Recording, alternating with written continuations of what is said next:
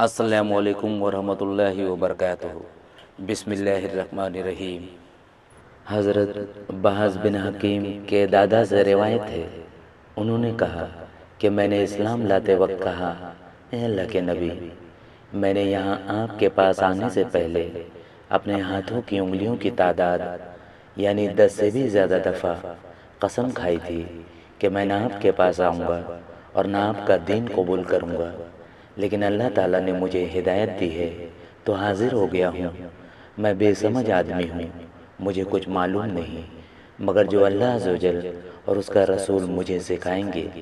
میں اللہ تعالیٰ کی وحی کے واسطے سے آپ سے سوال کرتا ہوں کہ اللہ تعالیٰ نے آپ کو کیا دے کر ہماری طرف بھیجا ہے؟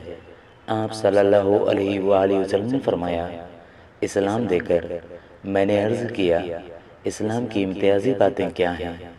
آپ صلی اللہ علیہ وآلہ وسلم نے فرمایا، یہ کہ تو کہے میں نے اپنی ذات کو اللہ تعالیٰ کے احکامات کے لیے مطیع کر دیا ہے اور میں ہر قسم کے شرک سے لا تعلق ہو گیا ہوں، اور تو نماز باجماعت پڑھے اور زکوٰۃ کی ادائیگی کرے۔ حضرت ابو سعید خدری رضی اللہ عنہ سے مروی ہے، نبی صلی اللہ علیہ وآلہ وسلم نے دیکھا کہ آپ کے اصحاب کچھ پیچھے پیچھے رہتے ہیں، یعنی صف اول میں شریک نہیں ہوتے۔ آپ نے فرمایا، آگے بڑھو، یعنی صف اول میں کھڑے ہوا کرو اور میری اقتدا کیا کرو۔